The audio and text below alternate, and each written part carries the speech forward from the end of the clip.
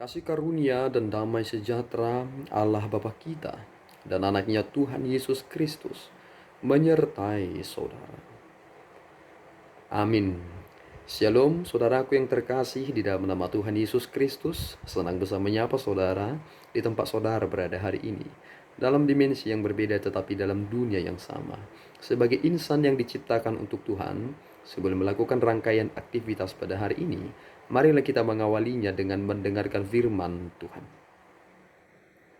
Firman Tuhan untuk kita pada hari ini tertulis dalam kitab Yohanes pasal yang kelima ayatnya yang ke-17. Demikian pembacaan firman Tuhan. Tetapi ia berkata kepada mereka, Bapakku bekerja sampai sekarang, maka aku pun bekerja juga. Demikian pembacaan firman Tuhan. Saudaraku yang terkasih di dalam nama Tuhan Yesus Kristus, orang-orang Farisi selalu mempersoalkan tentang apa yang dikerjakan oleh Yesus Kristus pada hari-hari Sabat. Mereka berkata bahwa Sabat itu adalah pemberhentian total. Bahkan ketika ada orang yang sudah sembuh karena ia 35 tahun lamanya menjadi orang yang selalu menanti air bergoncang di kolam Bethesda, ketika ia tiba-tiba menjadi sembuh dan mengangkat tilamnya, mereka juga mempersoalkan orang yang sudah sembuh tersebut. Mengapa demikian? Karena mereka menjadi orang yang selalu memperhatikan perihal tentang hari. Mereka memutlakkan bahwa tidak ada yang boleh bekerja pada hari itu. Sehingga ketika Yesus melakukan penyembuhan pada hari Sabat, mereka ingin menganiaya Yesus. Dan satu hal yang membuat Yesus Kristus benar-benar ingin dianiaya adalah ketika Yesus berkata, Bapakku bekerja sampai sekarang, maka aku pun bekerja juga. Ketika Yesus berkata bahwa Bapakku itu ingin menyetarakan dirinya dengan Allah. Bagi mereka, menyetarakan diri dengan Allah itu adalah suatu penistaan dalam agama. Dari hal ini kita semakin menyederhanakan tentang apa yang dikatakan oleh Yesus Kristus dalam hal ini. Bagi manusialah Sabat itu diperuntukkan, bukan manusia yang diperuntukkan untuk Sabat. Kita memiliki hari-hari ini adalah untuk kita, bukan kita untuk hari-hari itu. Sehingga ada orang yang terlalu berfokus untuk merayakan suatu hari tertentu dan menganggap bahwa ini adalah sesuatu hal yang tidak boleh dilanggar dan membuat aturan tertentu untuk mengikatkan orang-orang di sekitarnya perihal tentang hari itu. Dan kemerdekaan dari hal itulah yang kita terima di dalam Kristus, bahwa Yesus Kristus menyatakan kemurahan hati Allah hari lepas hari. Tidak ada Allah berhenti untuk mengasihani kita. Senin sampai hari Minggu, Tuhan senantiasa mengasihani kita. Bukankah ini menjadi sukacita yang besar untuk kita? Hanya kita yang perlu beristirahat. Tetapi Allah tidak menjadi beristirahat. Ia terus menyatakan kuasanya kepada kita.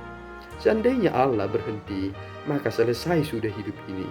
Tetapi Tuhan terus ikut bekerja untuk mendatangkan kebaikan bagi kita, orang-orang yang dikasihinya ini.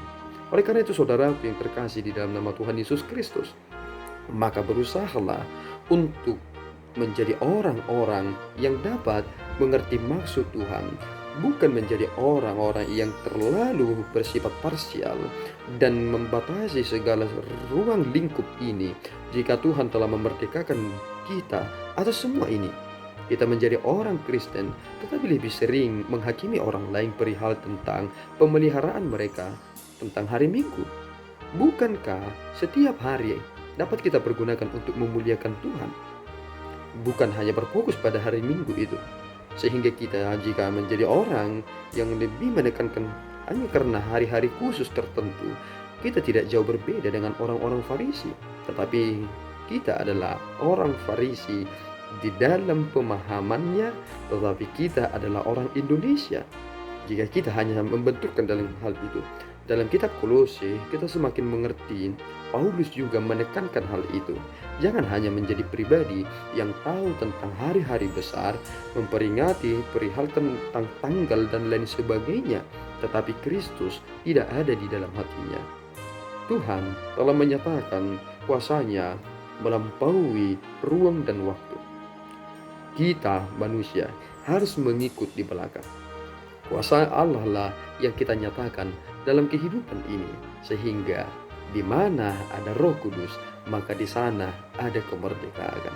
Di dalam Kristuslah kita telah menerima semua pemberian ini, maka tetaplah melakukan yang terbaik.